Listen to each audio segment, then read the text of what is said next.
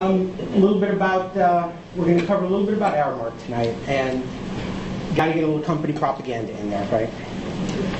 But it also will give you a little bit of an understanding about the size and scope of ARAMARK, because most people don't necessarily understand everything that ARAMARK does. Then we'll talk a little bit about learning management system, and then we will jump into some wonderful stuff about food safety. And in between there, we'll take a break and ask some questions. So, how much revenue? Well, we pump out right around $13 billion a year. The bulk of our business is driven by food and retail. To us, that's retail food. We separate that because the food industry, there's food production, retail food, quick service food, and things of that sort. Uniform and career apparel, those are the trucks you usually see floating around with ARAMARK kind of stamped on the side. We have a uniform rental business, so as well as custom logo merchandise, tchotchkes, push balls, things of that sort. We also, within the uniform space, have a company called Galls. So if you ever need a Kevlar vest, combat boots, pepper spray, a holster for your 9mm, we can also help you. We can also help you out with that. Then we do some facilities management, and facilities management for us is way beyond sweeping the floors and cleaning the bathrooms. But we also commission buildings. We also run the entire physical plant, all the HVAC systems. We have about 150 LEED certified engineers, so we do green engineering projects, so on and so forth. So, pretty big organization. A little bit about the markets that we're in. Healthcare. We operate at a hospital. We can operate anything from, we can do everything in a hospital other than doctors and nurses. So what does that mean? Well, patient feeding, guest feeding, the flower shop, security guards, we'll park your car too. But we also repair medical equipment. So anything from a blood pressure cuff to a CAT scan machine that's out of warranty, we do that. Education, K through 12, colleges, business and industry group. Interesting there, we do cafeteria feeding in buildings. So we may do the food for your office. But what we also do there is refreshment services, so coffee, vending. And then we have the facilities business there. We're in the facilities business, we do remote services. So anybody ever seen ice road truckers? Right? Mm-hmm. Mm-hmm. So, they take stuff up to the Arctic Circle. Yeah, we do that too. And those trailers are actually kitchens and food. So we feed remote mining camps in Chile. The miners that were stuck for a couple days on the ground, all the food they were eating, that was all ARAMARK food. Let's see, what else we do? Oh, oil rigs as well. Down in the Gulf Coast, we were not on the BP rig. On the oil rig, we do all the food, all the feeding, but we also, we land helicopters too. Right, so we'll pretty much manage everything.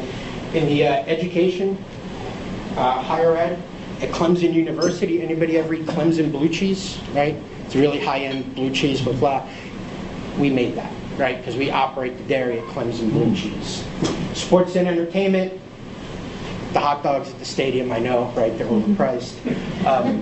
But what you have to understand there is that, and now Tom's heard my hot dog story at least once or twice, our profit margin in our business is about 10%, right? So that $5 hot dog, right, 10%, not a lot. But the reason it's a $5 hot dog or a $7 beer is because there's lots of people that take a bite of your dog and a sip of your beer before ARAMARK sees a profit. The stadium gets a piece. The owners of the stadium get a piece. The team gets a piece. The owner of the teams get a piece. The city, the state, right? And then we bear all the liability on serving alcohol. So every time I talk to vendors or have to spend money, I always equate it to how many extra hot dogs do I have to sell to be able to pay for a particular service. And if you think about that, it sounds goofy, but if I'm about to sign an invoice for $500,000 for something, like, I don't know, an LMS, I have to sell an extra million hot dogs, an extra million hot dogs to be able to pay for that LMS. So we think long and hard before we write any checks. Sports and entertainment, a little bit more about that, and then I'll move on. Anybody ever go to Denali National Park in Alaska? Yep. That's everything ARAMARK other than the park rangers. So if you went fly fishing or stayed in a room or went on a rafting tour, that's us. If you go to Lake Powell, anybody go to Lake Powell? Yep, that was one of our houseboats, or one of our ski boats, or one of our jet skis there. So we're big, we do lots of stuff. We're in corrections. Interesting business too there. We feed inmates at less than $1 per meal. And it's usually between 3,000 and 3,500 calories. The reason we're able to do that is because the inmate population is actually our labor force there. So our people there actually manage inmates, right? Very interesting business model. So we're diverse, we're big, we do lots of different things. I wanted to point this in right. Where are we? Well, pretty much all over the place. We've got operations in Canada, in all the provinces across Canada. We do stuff all the way up to the Arctic Circle, all over the US, Mexico, South America. And I'm not going to go into every country, but this gives you an idea of the size and scope that we have to contend with whenever we think about rolling anything out organizationally. So our reach, and this is, I think, one of my favorite ARAMARK propaganda slides. We operate 1,800 colleges, universities, or K-12 schools, 2,500 hospitals, 250,000 employees worldwide. We serve 1.5 million meals a day to students in K-12. We serve 3.5 million meals to the Olympic athletes, dignitaries, blah, blah, blah, in Beijing. Imagine that. And how long did the Olympics last? A couple months, right? The volume. And think about, the media village, that's one thing. Dignitaries, right? You throw them some nice food, get some chefs in there, it's all good. It's relatively simple. But think about the athletes, right? Those people have to have special diets by sport and by country. We supplied all of those different meal plans. We have close to 7,000 people on the ground in China. And good luck with what the supply chain looks like to get all these different types of foods in China. And we're also going to be doing the Summer Games, hopefully in the UK coming soon. Convention centers, we touch 30 million people a year. Healthcare patients, 60 million a year. 70,000 fans in stadiums and arenas. So the channel marketing opportunities that we can offer, the Pepsis of the world, are huge. So big organization, widespread, flung all over the place. So that gives you a little bit of a backdrop as far as how big, wide, complex we are. And domestically, we're organized in market verticals. You have K-12, higher ed, corrections, so on and so forth. Internationally, we're set up regionally, right? Because each of the by country. So our learning management system. I'm going to kind of a little bit talk about why we actually went and bought the learning management system. And yeah, I do realize it's 2011, and this is our first learning management system at ARAMARK. So we are not necessarily the most technologically advanced organization, but we do great things. So we figured out that we've got a distributed workforce. And we also figured out that e-learning would be great to use to deliver knowledge throughout the organization. And it's funny, with Articulate, that's our flavor of choice for rapid development, instructional design. And the crazy part about Articulate is that it's almost too simple to use. Right? Anybody that thinks that they know how to do PowerPoint is now an instructional designer. Right? And we've had our legal team create e-learning, and you get death by bullets. And so it's interesting. So it's a great tool, and we've deployed it, but we're very cautious with it because instead of having a lot of really good content, you have not so good content within the organization. That tends to bore the hell out of people. We also, over the past couple of years, have been making some pretty significant investments in content. So that the businesses were actually buying content, paying for content, either leasing it, custom built, whatever the case may be. Some of that content was hosted from whatever service provider they got. From other content, we actually figured out a way to host it internally and track it, right? So we did our homegrown learning management system. And it worked really, really, really well. However, it it took about 16 people to be able to bend our systems into pretzels to be able to track stuff. And we did it the first time. It was like, oh my God, this works great. The next initiative came along. Well, if it took 100% of the effort to do it the first time, the next time it took about 90% of the same effort. And it was really not sustainable. And more compliance was driving different initiatives that had to be deployed organizationally. So we did a quick kind of recap of all the different initiatives that we had kind of floating around the organization with all different owners and subject matter areas. The bulk of the stuff here, BCP, business conduct policy, I-9 training, alcohol service policy. A lot of this stuff very heavily compliance orientated, but also equally critical. What we found, and I guess the most important part of it, is $450,000 to $550,000 per year in spend for hosting content externally.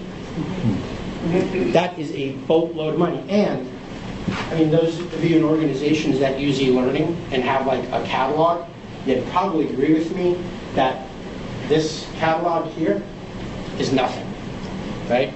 So to be able to host this many courses and spend that kind of money is not a very wise business decision.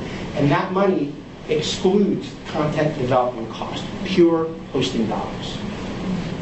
So we kind of look at the learning maturity model, right? And where are we? Well, I wouldn't quite call us lagging, right?